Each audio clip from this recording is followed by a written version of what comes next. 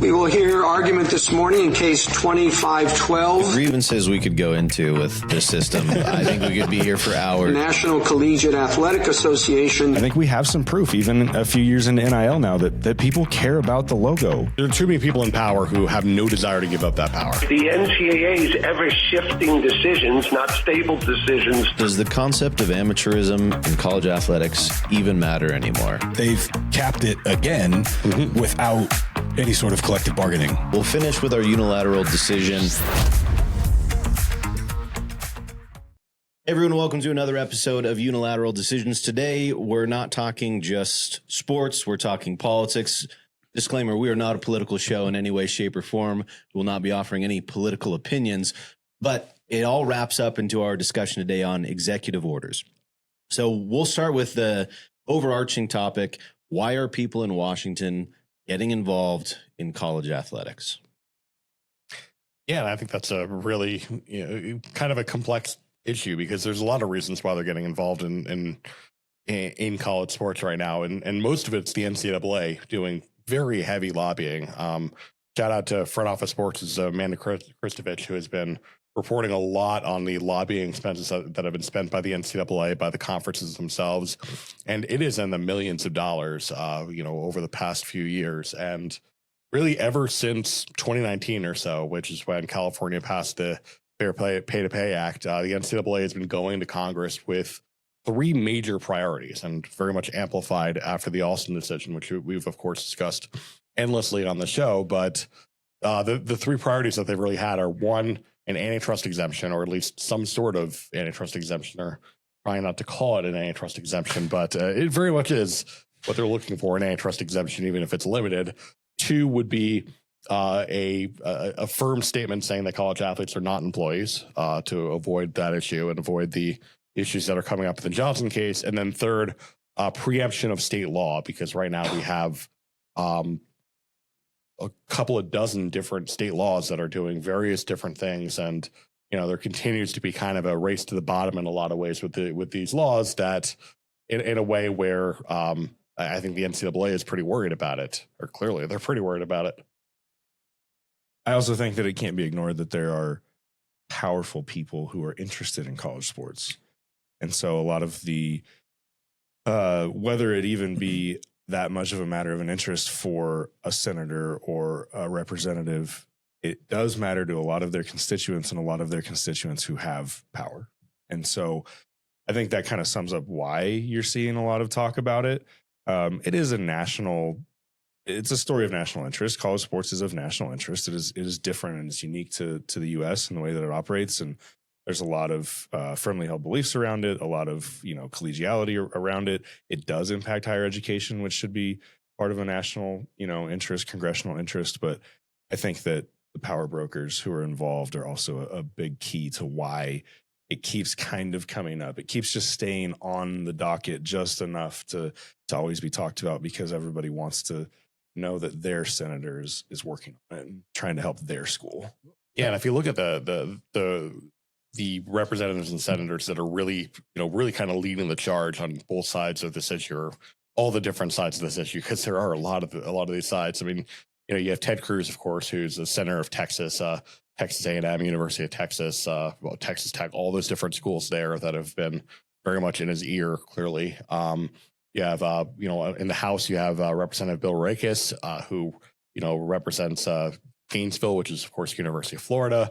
On the other side, you have, Lori Trahan, who represents Massachusetts, which you may not think, and I'm saying this as a UMass alum, you may not see as like a hotbed of college sports, but she herself was a volleyball player at Georgetown, so she has a personal interest here.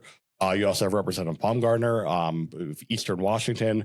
Washington State has been just a little bit affected by some of the changes in college sports over the years, so they clearly have a lot to say. But yeah, all these people with clearly vested interests, and that doesn't even get into Cory Booker, who was another college athlete, Chris Murphy, like all these different, the main players here, and most of Congress. I think it's been clear that they've taken kind of a limited interest here, but the ones who have taken an interest here have been very, very, very strong in what they're saying and of their positions on these issues. Well, I think going back to your question too, Dom, like we've discussed all of this over the last 5 episodes. Like everything that has transpired since, Board of Regents through House and Alston. I mean, it's really stripped away a lot of the protections that the NCAA had that allowed it to set its rules. So with everything getting stripped away, now everything's being challenged, and nobody's really gone back to sit down and rebuild the framework of what the NCAA is going to be. They're just challenging it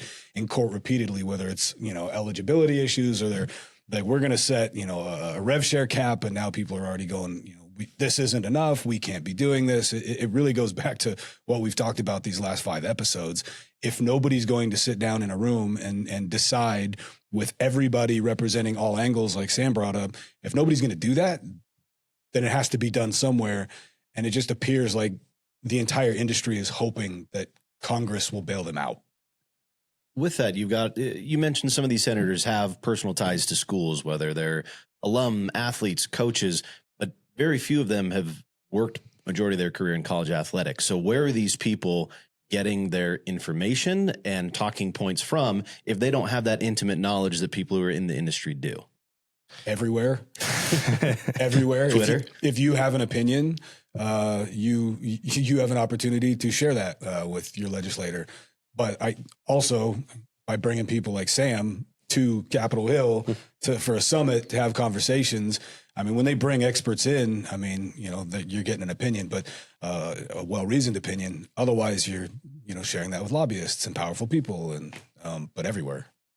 Yeah, and we've had probably about a dozen different hearings on this, and that doesn't even count the summit that I had the privilege of attending in January, hosted by Representative Trahan.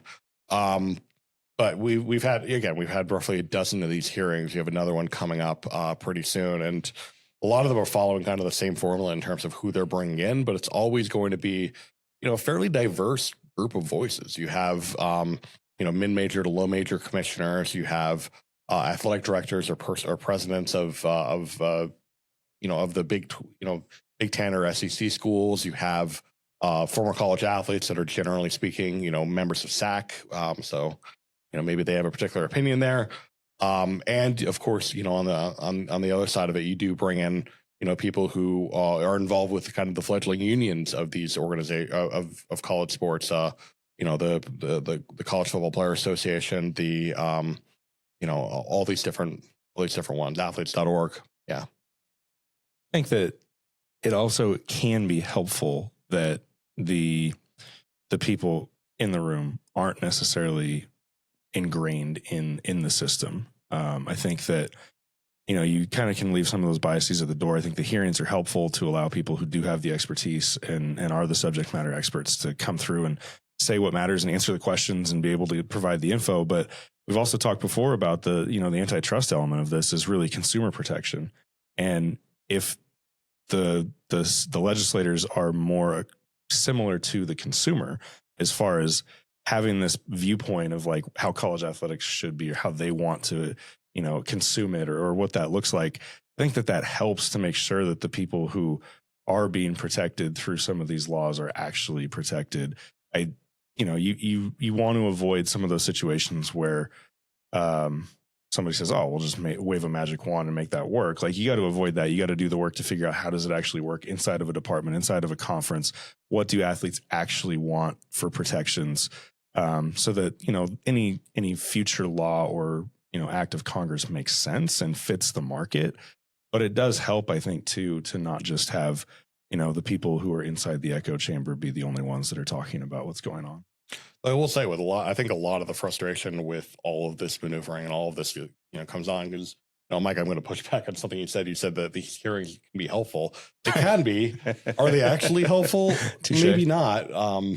Because I think for a lot of members of Congress, they see it as a great opportunity to tout how much they love local state school, which, is all well and dandy. But, you got to imagine some frustration from, all the experts in the room, all the stakeholders in the room who are sitting there thinking, we actually need to get something done. And it's been, about 7 years now since they started this lobbying campaign, 5 years since Alston, almost 5 years since Alston. And, we haven't had really any kind of progress on anything from Congress. I mean, the closest we've come is, the recent progress on the SCORE Act, which, was able to get through committee, which is more than you can say for the other, roughly 10 bills that have been proposed.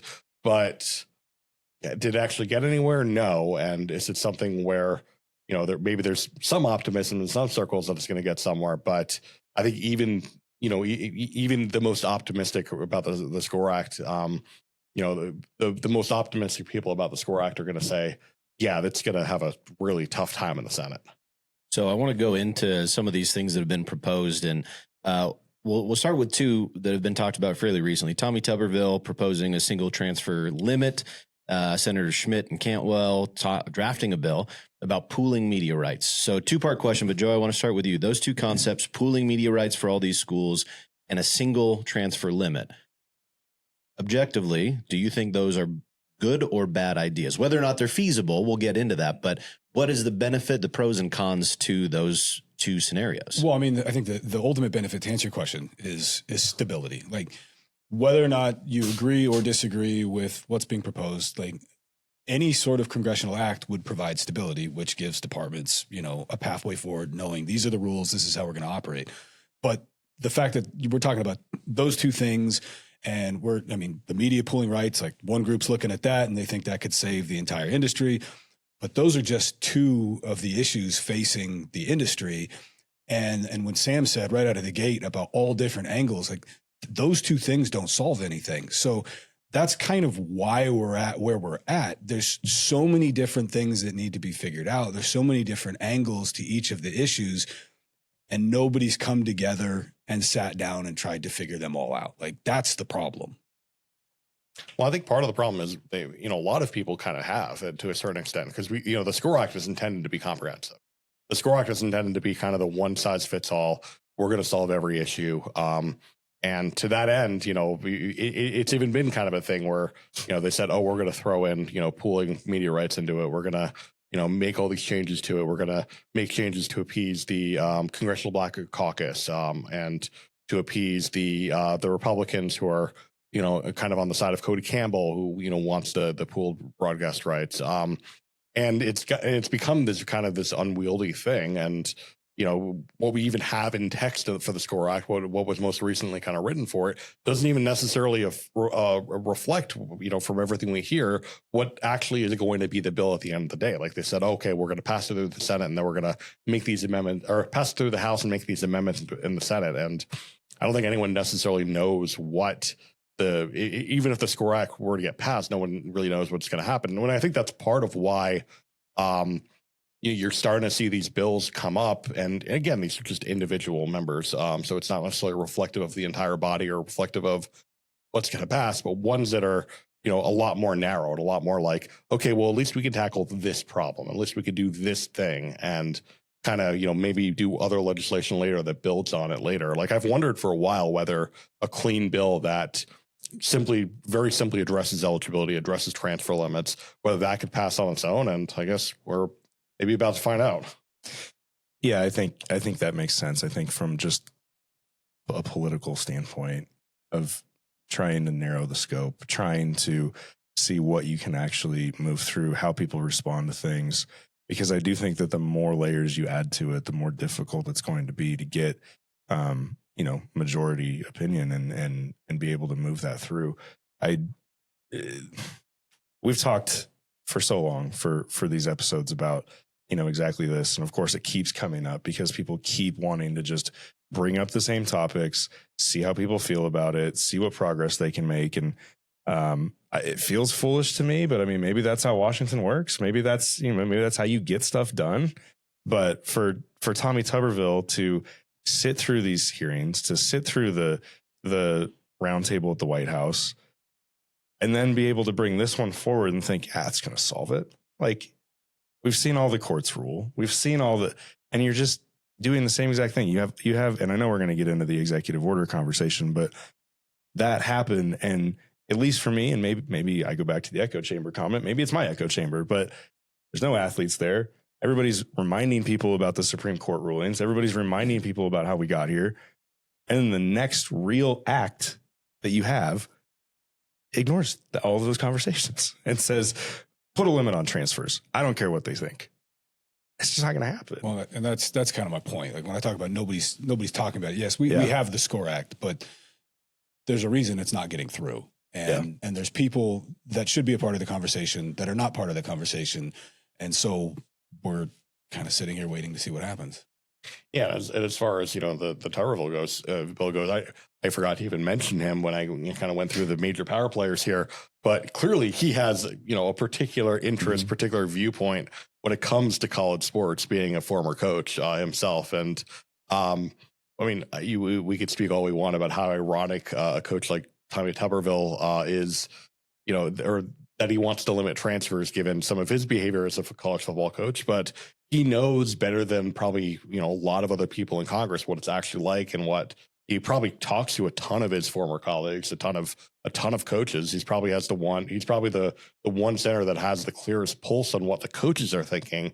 And clearly these are the big issues for the coaches. They want, clarification on eligibility. They want clarification on transfers.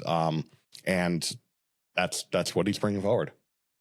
And I think, again, we get into the polarizing side of it. Yeah. It's going to be really tough to get a bunch of people on the other side of the aisle to agree that those are the people who should have control of the decision making right now, and that the rules that are proposed and that any act of Congress should support that group in particular. And so it becomes very, very polarizing. Yeah. I mean, it's worth noting that, one of the apparent additions to the SCORE Act in its, kind of circulated draft form is now the so-called Lane Kiffin rule that prohibits coaches from leaving in the middle of a season, which is just kind of, you see where a lot of these conversations are. And you see the fact that a lot of people cited Lane Kiffin leaving Ole Miss in the middle of their CFP run was a reason why the SCORE Act ultimately did not move forward back in the fall. And when you kind of look at the history and look at kind of just the outcry all about that, I mean, it's hard to argue with that. So we're really saying the toothpaste can't be put back in the tube. So all these things that are being thrown at the wall, we're guessing likely not going through.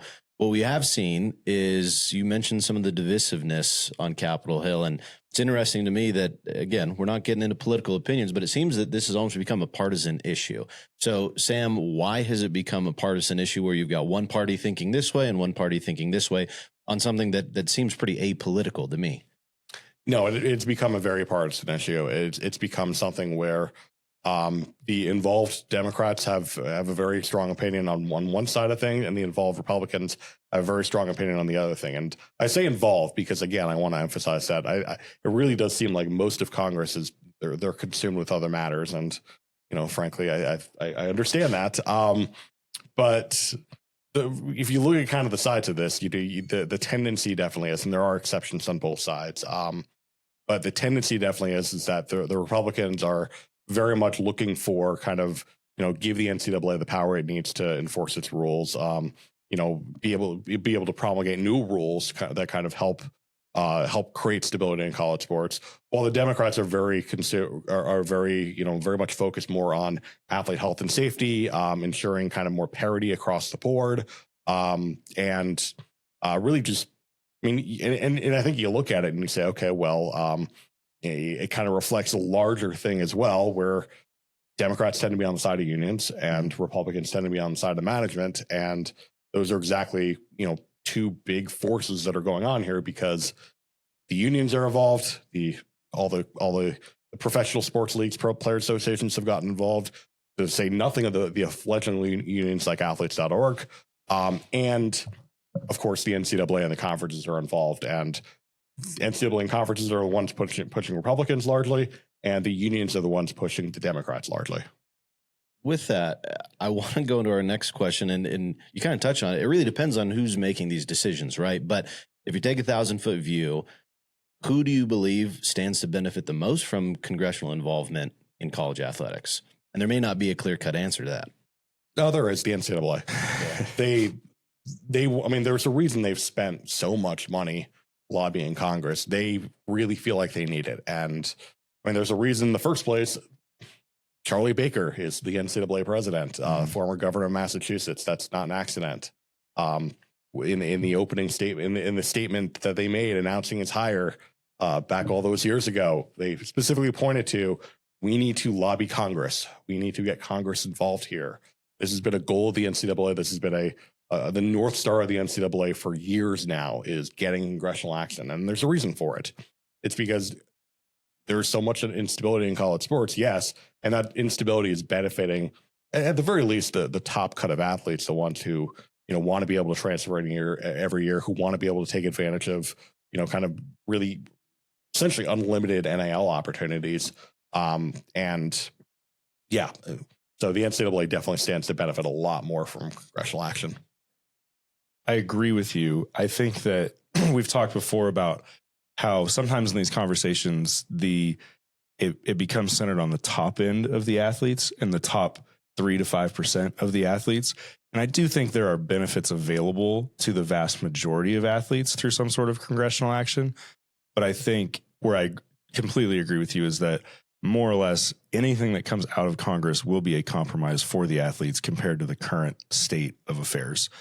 So I think that the NCAA stands to benefit the most. I think that there are some athletes who could benefit from standardized care and different things about like the best practices that could come out of, some congressional action that would be a compromise when ultimately, if something is able to cross the aisle, if you will. But yeah, I mean, right now, anything that would be an act of Congress would be cementing what the NCAA is asking for and would be going back against some sort of court ruling or anything else that has been in favor of athletes to this point. So I think by and large, the NCAA is the one lobbying through millions of dollars, trying to make this happen because it will benefit them the most.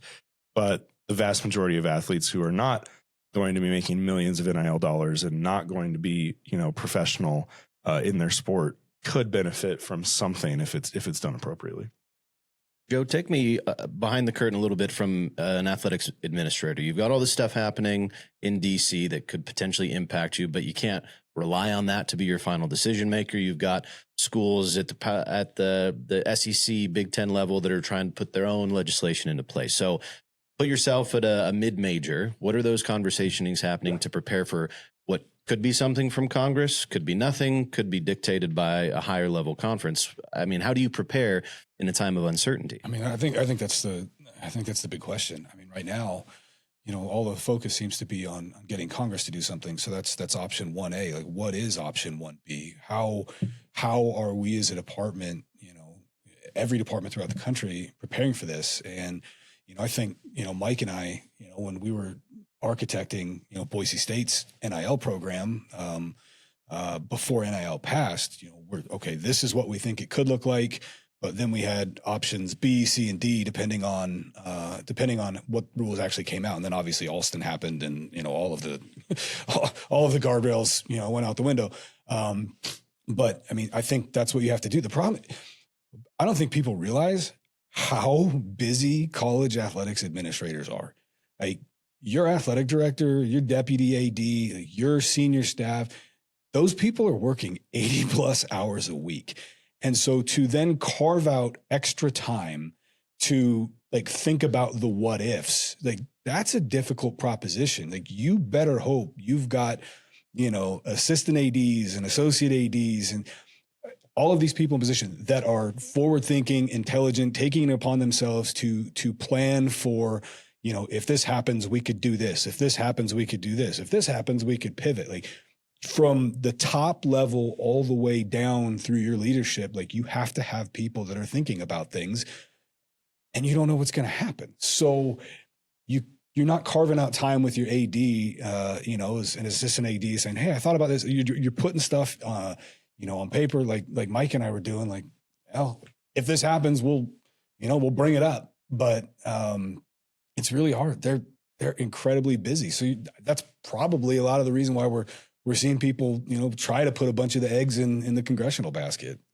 And I think it's also part of the reason a lot of the conversation ends up at the conference level, because now you can institutions can kind of pool resources where it's like, hey, yeah, if we hire, if the conference office hires a deputy commissioner, associate commissioner type position, it might cost a couple $100,000 to get a high level person in there, but you spread that cost across the 10 to 16 members of a conference, and all of a sudden your distribution isn't that much smaller, and there might be some ROI there. So it's really an investment into headcount at that level who can then work toward it, be able to bring something forward. That's a lot more of a burden if you're going to try to hire somebody at the school level for a similar salary, and you're going to take that all on yourself and hope that it helps you. So I think that's part of it. I think that's part of why you're seeing it matriculate to the conference level. And I think that we saw Greg Sankey just a couple of weeks ago talking about, the position of his conference with the SEC. And I think you can kind of read between the lines of what he said, that they are working on Plan 1B. And yes, he's been very involved from a political standpoint to make sure that their voice is heard. But he said he wants to be able to work with all the at least P4 conferences to be able to come up with the plan. And it sounded a little bit like what you've talked about like get in a room, figure it out. We know the problems. How can we help each other? But he also said, if that's not able to happen, maybe we'll do it ourselves. And that's always the threat looming over this. And so he knows what he's doing. And I think that he has the power to, if he doesn't have the power to get the political thing done and get an executive order done by golfing, then he's going to figure out how to get it done at the college level. And he's probably the one that can do it. Yeah, from the outside looking in, any athletic department that is solely planning based on we're going to get something done from Congress is not doing their jobs. And yeah, I've fully realized that, they have plenty of their jobs anyway, but they really, especially with how long it's been and how long Congress has been kind of debating really the same issues over and over. Congressional action does not seem to be on the near horizon. We're about to enter we're in an election year, a midterm year, and members of Congress are going to very soon, if they're not already, get more consumed with that than they are with any sort of real lawmaking. So yeah, like athletic departments and conferences definitely need to be planning based on something from Congress is not going to happen, and clearly I'm saying that as if I don't expect that they are. I'm sure they are. Let's say Congress doesn't act, nothing comes of this. Mike, you touched on it already, but the idea of an executive order, how feasible is that? What would that look like? It's a little scary because we've seen previous executive orders around college sports that have essentially led to nothing. And I think that kind of to the point we just discussed, like it feels like the most impactful outcome of an executive order would be to put the NCAA and its member institutions in a really bad spot and set them up for failure. Because we heard enough from that roundtable at the White House about the direction of where we would expect an executive order to go. And the comment was, take everything back to what it used to be and ram it through a court, as if we haven't tried that. And so if anyone's going to get this executive order and then look at it and think, oh, now we can act the way we've wanted to act, that doesn't mean the courts are going to agree. It doesn't mean that lawmaking will change. It doesn't mean that the outcomes of these things will change. And so it's a little scary. I'm not all the way like danger zone on this, because it doesn't appear to me that there's too many schools or the NCAA itself who's just sitting there waiting for this to come out and thinking it's going to be this safe harbor for them to act, in a certain way. So I don't foresee it really being like a massive issue. Again, we've had a previous executive order around this and nothing happened, and it didn't seem to change the way people operated. And so I don't think it's going to be that big of a deal, but it's going to be a headline. It's going to be a talking point. It's going to be, to your point, part of the 80 hours a week that an athletic director and their delegates are working is answering questions from their constituents and talking to their people and there's a lot of people who are going to look at it and go, oh, well, now you've got what you need. And it's like, kind of, yeah. So then you have to keep talking about that and you have to work your way through it. And so it is more work. It's a headline that's going to cause a lot of people to do a lot of work. And we've seen a lot of those, but I don't think that it'll change really anything. And so it's hard to fathom that that's like what anybody's waiting for, I guess, back to your point. And I hope it's not. Well, the one question I do have on that is, this administration has shown that they're willing to do things differently. And so an executive order in the past may not have had much in the way of teeth, but are there mechanisms or levers that can be pulled that really force everybody's hand? That's the question. If this is what I want to happen, and if you don't follow what I want to happen, this is getting taken away. I mean, I'll let Sam chime in more, but like, I don't think it can force the Supreme Court's hand. No, I don't think it can force Congress's hand. And so my point is, if it forces the school's hand, it puts them in a really precarious position. correct. I guess what the point I'm getting at, the courts take so long, like Sure. unless there's some emergency thing, but I don't know how that works. Like, I'm not gonna lie. Like, if the president puts out an executive order and he's the one who seems to be able to have the ability to get, the emergency, Supreme Court attention. Again, this goes back to you. I don't even know why I'm talking about it, but if there's an executive order and he wants it to have teeth, is there a mechanism or lever that he could put to force department's hands? And yes, that he even said it's going to get challenged in courts, but that process is lengthy. I think he thought his tariffs had teeth. Yeah, and at the end of the day, executive orders can only impact the executive branch, and the problems facing the NCAA right now solely involve legislation, which is different branch of Congress. The president, through executive order, can't change antitrust law, and he can't change employment law, and those are the two big things. And he can't change state law. Can't tell the states that your laws are null and void. If you look at all three priorities of the NCAA right now and their lobbying actions, the president has no power to do anything on his own to impact any of those three, from at least from the perspective of the NCAA wants them to do it. Realistically, and I'm going to use the phrase realistically because, as you said, Joe, this administration has shown the it has shown the desire to do things differently, and as you said, Mike, he has said at the round table that he wants to do something a lot more substantial. But realistically, what the president can do is he can direct Department of Justice to issue guidance through their antitrust division that eligibility rules, for example, do not violate antitrust law. You can direct the Department of Labor to issue guidance to say that college athletes should not be considered employees. But at the end of the day, that's just guidance. That's just administrative guidance. That's just regulatory authority. That's not something.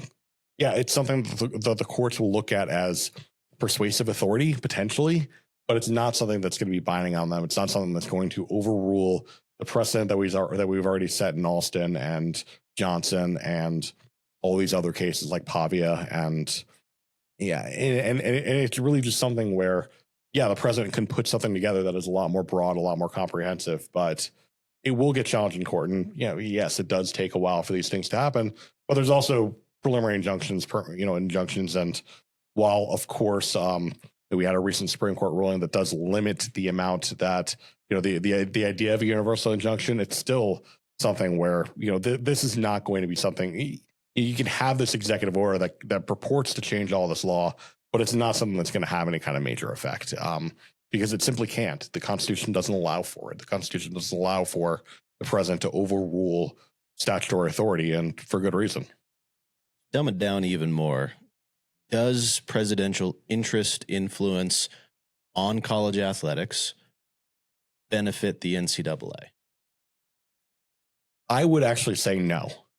I would say that it could be incredibly harmful to the NCAA for reasons that I think people aren't talking about. And this also applies to bills like the SCORE Act, for example. But there is one piece of precedent, even going back beyond Alston, that could impact the NCAA here and could change. And it's a piece of precedent. It's Supreme Court precedent that the NCAA has very much relied on in the past. But the more and more the federal government gets involved, the more and more a court potentially has the opportunity to say, hey, things have changed. And that is NCAA v. Tarkanian. Tarkanian was a 5-4 decision back in 1988 that said that the NCAA is not a state actor for the purposes of the Fifth Amendment due process clause. The situation behind it was that, Jerry Tarkanian, he was the coach at UNLV. He was told by the NCAA, or UNLV was told by the NCAA because of these recruiting violations that you had to either fire him or you were going to be punished yourself. And the UNLV said, okay, we're going to fire him. And Tarkanian said, I didn't get proper due process here. I'm going to file a lawsuit against UNLV. UNLV said, hey, that's great. We're happy to get an injunction against us that forces us to keep you. But then the NCAA got involved. The NCAA said, well, it's actually us who's doing this action here. We don't have to follow due process because we're not a state actor. And eventually the Supreme Court took the case, and they, again, at a 5-4 decision, they agreed. But the whole theory behind Tarkanian was that the NCAA is not, they're not a government body. They're the ones influencing the state instead of the state influencing the NCAA. But if we see that change, if we see that calculus change, and this is a paper, shout outs to my colleagues, Neil Turnus and Joe Sabin, we're working on a paper on this. We could absolutely see a change in the way that courts view the NCAA's position as a state actor, where if the more and more they're influenced by Congress, by the president, by the federal government, the more and more they derive power from the federal government, the more likely it could be seen that, for one, they're a state actor, which brings up First Amendment issues, which brings up due process issues, which brings up all these different constitutional issues that they right now don't have to deal with. And for two, could also implicate them in terms of Title IX as well, which is something that they have been very happy to, ever since the Smith decision back in 99, they've been very happy where the schools have to follow Title IX, the NCAA corporate office does not. All right, let's put a bow on this. Our unilateral, we chose a word that's really hard to say quickly, so I apologize. Our unilateral decision of the show. If you're campaigning to your local congressional member, what's the one thing you think is a must for college sports legislation moving forward? My answer is stability. Like, we have a lot of issues. Like, and we've talked about all of them at length. Actually, we probably haven't. There's probably more. So stability. Like, if you're going to have one thing, stability. But everything I'm hearing from Sam, like, and everything we've talked about on this one, I don't know that I'm lobbying Congress. Like, if I'm sitting in the chair, I'm probably lobbying. And when I say chair, like if I'm an AD, I'm probably lobbying to bring the rest of the industry together to try to solve this without congressional action, without an executive order. Because hearing Sam talk about everything, that tells me if you leave it in somebody else's hands, it's probably not going to go as well for you. There. Sam, Mike? My take's a little different on this.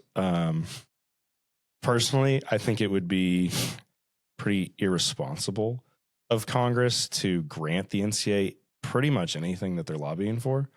And so for myself, I take a little bit different approach, and I look and say, if I'm going to Congress or if I'm, kind of leading this charge on what could help, I still think that anything at the congressional level should be of national interest.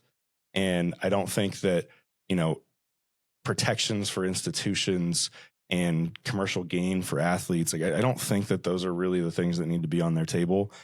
But I do think that you can kind of thread a needle to where you can find something that is nationally relevant and that there's interest at a national level with Olympic development. And I think that the U.S. is different than a lot of other developed nations in the lack of subsidy for Olympic development. And a lot of that in a lot of sports, and not just sports, I think it's important to note that, you've got a lot of bobsled athletes, obviously didn't do bobsled when they were in college, but the fact that they had the training available to them during those formative years of their athletic life as a collegiate athlete, whether that be a track athlete or something else, is really important. And I think that the USOC through, this goes through a lot of different court decisions and ideas between the NCAA, the AAU. Like, there's a lot here. It's not as if this has never been discussed, but the U.S. as an Olympic body has more or less outsourced Olympic development to colleges. And I've brought this up in a different venue before. When the my promotion and relegation document got published, there was a lot in there about preserving the American Olympic model. And part of that is the colleges. And there's a way, I think, for Congress to act. There's a lot of different ways where it could be multimedia rights providers. It could be the sponsors who benefit from Olympic athletes being household names during the Olympics and perhaps before the Olympics. The NBCs, where it's like, hey, if people watching beach volleyball during the Summer Olympics, the more people that watch, the better for NBC. So how do we make sure that people are interested in beach volleyball year round and throughout the 4-year Olympic cycle? That's just one example. Swimming, another. Wrestling. I mean, there's all kinds of examples. Those groups could help. Congress could also help. They could help through subsidizing a lot of the work. They could help through grants. They could help through just certifications to allow, schools have to provide X whatever for training and different things to be considered an Olympic development program. And all of a sudden there's funding that comes from that. They could provide safeguards for the athletes to where if there's sports that are of high priority for the USOC and the United States, that they could provide guardrails to say, this has to be provided to these athletes. This has to be provided to these athletes because these athletes in these sports are of great interest to the United States. And I think that there's a lot that can be done there. I don't want to overshadow the fact that college sports has proven to be a really great Olympic development model, not just through Team USA medal counts, but also the vast number of international athletes who go on to compete for their nations on the Olympic stage. And I think it is of national interest to preserve this Olympic development model that has been built. And not to say that anything congressional is going to ruin what exists, but the current Olympic model could be collateral damage if all of the focus is on football, men's basketball, women's basketball. And so how can you get Congress to act in a way that will help protect and preserve that, which I think a knock-on effect could also be that if you get some of that solved, you can go solve football by itself, and you can go solve men's and women's basketball by itself. And so my answer is a little bit different, but that is where I would steer some of the conversation because I think it is of national interest, which I think is important when it comes to congressional conversations. All right, Sam. Yeah, no, that's incredibly important. And the unfortunate reality is that the subsidies for Olympic sports over the past several decades have been football players not getting paid. That's just Absolutely the unfortunate reality of it. So I definitely agree with everything you're saying, Mike. For my, what I'd be pitching, in terms of what Congress actually should be doing here, I'm going to go to eligibility. I think that eligibility is a huge issue right now, and it's not just because the NCAA is itself is completely in flux because they keep getting sued, dozens and dozens of times over the past year over for athletes being found that they've exhausted their years and they want to be able to play another year and all these different things.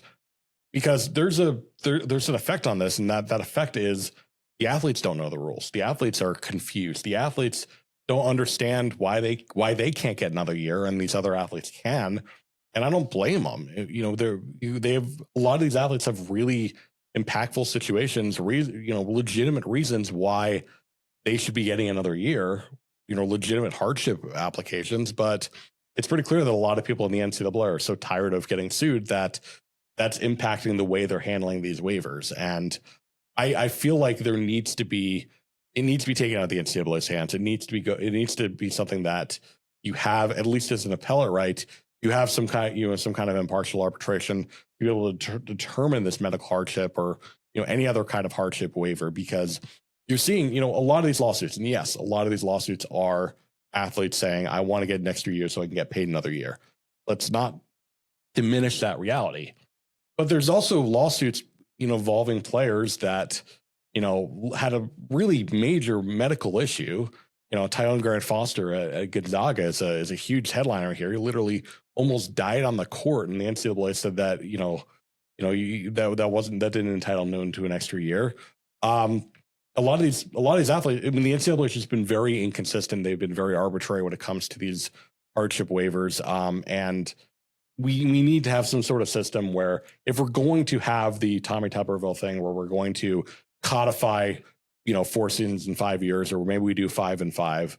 If we're going to codify, you can only transfer once. There needs to be an impartial way to get waivers to those rules. There needs to be meaningful exceptions, to quote Judge Connolly in the Fakorian case. There needs to be meaningful exceptions here to allow athletes to have a legitimate day in court, I say in court, but a legitimate day to be able to plead their case.